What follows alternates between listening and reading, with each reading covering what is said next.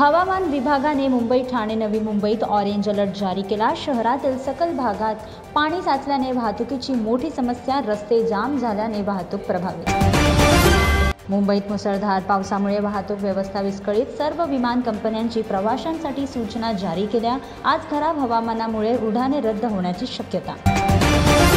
महाराष्ट्रातील मंत्रालयात सकाळी मोठी दुर्घटना, 7व्या मजल्याचे छत अचानक कोसळले। घटनेत कोणतीही जीवितहानी झाली नाही, परंतु आता मंत्रालयाच्या बांधकामाच्या गुणवत्तेवर प्रश्न उपस्थित केले जात आहेत। अनेकांनी म्हटले की मंत्रालयाच्या बांधकामातही भ्रष्टाचार झाला आहे का? ठाण्याचा जुना कोपरी पूल 8 दिवस वाहतुकीसाठी बंद राहणार, वाहतूक पोलिसांनी सूचना जारी केली। नवीन पुलाच्या गर्डर लॉन्चिंगमुळे 23 जुलै ते 3 ऑगस्टपर्यंत हा मार्ग बंद राहील।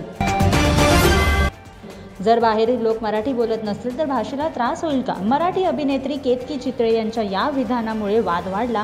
मनसे नेत्यासह अनेक मराठी लोक हिंदीत बोलणाऱ्या लोकांचा संताप। मुंबईत 16,241 कोटी रुपये खर्चून 12 रेल्वे प्रकल्प बांधले जाणार, लोकल ट्रेनमधील गर्दीही कमी होणार। रेल्वे मंत्री अश्विनी वैष्णव यांनी जाहीर केले की जनतेच्या सोयी लक्षात घेऊन विकास कामे केली जातील।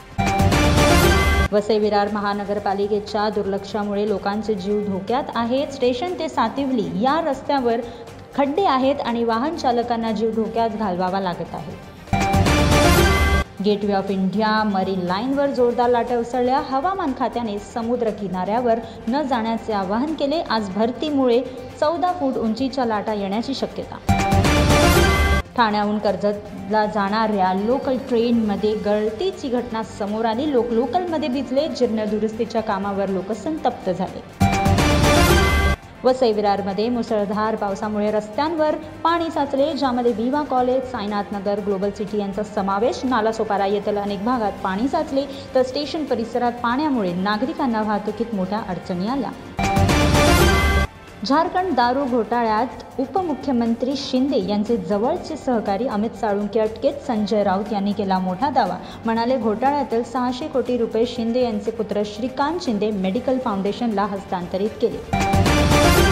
1000 फूट उंचीवर असलेल्या मस्कत मुंबई एअर इंडिया एक्सप्रेसच्या विमानात थायलंडच्या महिलेने मुलाला जन्म दिला। विमानात उपस्थित असलेल्या परिचारिका आणि कर्मचाऱ्यांच्या मदतीने यशस्वी प्रसूती झाली। आई आणि बाळ दोघेही निरोगी आहेत। सरकारने लेखी आश्वासन दिल्यानंतर महाराष्ट्रातील परिचारिकांनी राज्यव्यापी संप मागे घेतला। आरोग्य सुविधा पूर्ववत झाल्या, सरकारी रुग्णालयांमध्ये रुग्णांना येणाऱ्या समस्याही कमी होतील।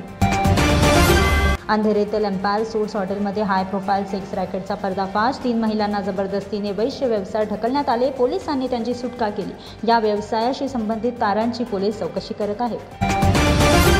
पर्यावरण कार्यकर्त्यांनी सरकारकडे मागणी केली की त्यांच्यावर गंभीर आरोप करण्यात आले आहे। ते म्हणाले की येणाऱ्या निवडणुकांमुळे पीओपी पुतळ्यांवरील बंदी उठवण्यात आली आहे, ज्यामुळे प्रदूषण वाढू शकतो।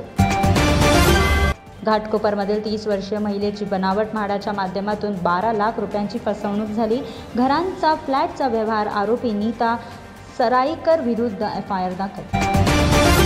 बोरिवलीतील लज्जास्पद घटना, शेजाऱ्याच्या 10 वर्षांच्या मुलाचा लैंगिक छळ केल्याप्रकरणी आरोपीला अटक। आरोपी राजेंद्र रहाटे मुलाला अश्लील व्हिडिओ दाखवत असे। पावसात जुन्या किल्ल्याची भिंत कोसळली, अकोला जिल्ह्यातून भूस्खलनाचा भयानक व्हिडिओ समोर आला। बचाव पथके घटनास्थळी पोहोचली। मुंबईत सोने आणि चांदीच्या किमतीत बदल, 22 कॅरेट सोन्याच्या 10 ग्रॅमची किंमत 52,100 वर पोहोचली, तर चांदी प्रति किलोग्राम 1,18,000 वर पोहोचली। कल्याण छळ प्रकरणात आरोपी गोकुळ झा आणि रणजित झा यांना 14 दिवसांच्या न्यायालयीन कोठडीत पाठवण्यात आले आहेत। गोकुळवर यापूर्वीही गुन्हेगारी घटनांचे आरोप देखील आहेत।